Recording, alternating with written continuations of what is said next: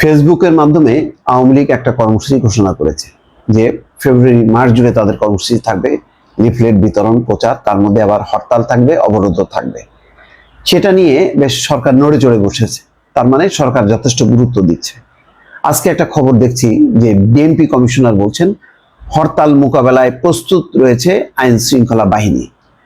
ঠিক আগে যেমন বিএনপির কোনো কর্মসূচি হলেই পুলিশ কর্মকর্তারা যেভাবে বলতেন, এখন তেমনটাই বলছেন। কিন্তু আসলে কি আওয়ামী লীগে তেমন কোনো প্রস্তুতি আছে? এর আগে তো তারা ঘোষণা করেছিল সেই নূর হোসেন দিবস উপলক্ষে 10ই নভেম্বর। কিছুই না, এটা একটা হাস্যকর বিষয় ছিল। কিছু নিরীহ লোকজন মানে হ্যারাস হলো এবং সবগুলো রাজনৈতিক দল তখন মাঠে নামলো। অন্তত আওয়ামী লীগের ব্যাপারে সেই কিছু বলে না যে কিছু পাখি আছে যারা নিজেরা সারাক্ষণ ঝগড়া করে, কিন্তু শত্রু আসলে একেবারে মানে তারা ঝাঁপায় পড়ে।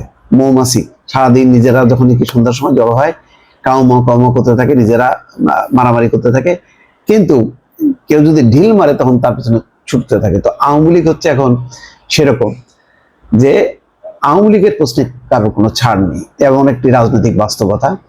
এবং আওয়ামী লীগকে পুঁজি করে কে কত বিরোধী। আওয়ামী লীগকে নিষিদ্ধ করতে হবে, আওয়ামী লীগকে ব্যান করতে হবে, আওয়ামী লীগকে নির্বাচন করতে দেওয়া যাবে না।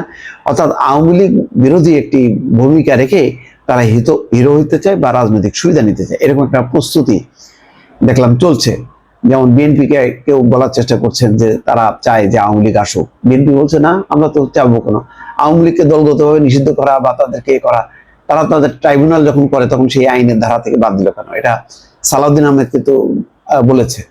কিন্তু বাকিরা একটু চেষ্টা করছে যে ট্যাগ লাগানো, বিএনপির গায়ের উপরে আওয়ামী লীগের ট্যাগ লাগানো।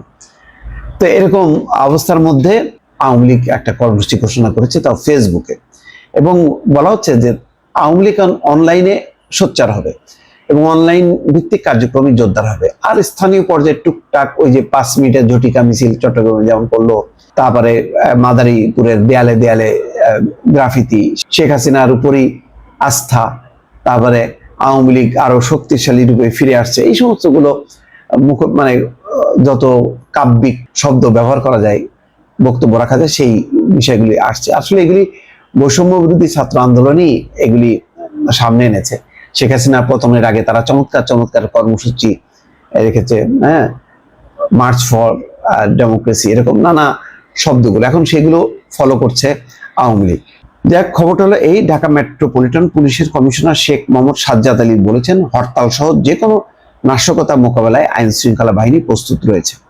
নিষিদ্ধ সংগঠন ছাত্রলীগ সহ কেউ যদি হরতাল সহ বিভিন্ন কর্মসূচি দিয়ে নাশকতার চেষ্টা করে কঠোরভাবে তা দমন করা হবে। শুক্রবার 21শে বইমেলার নিরাপত্তা ব্যবস্থা পরিদর্শন শেষে সাংবাদিকদের এই কথা বলেন শেখ মোহাম্মদ সাজ্জাদ আলী। বলেন, ডিএমপির বাইরেও র্যাব, গোয়েন্দা সংস্থা থাকবে, নিরাপত্তায় নিয়োজিত থাকবে। এবার টিএসসি থেকে দোয়েল চত্বর সড়ক সারাদিনই বন্ধ থাকবে।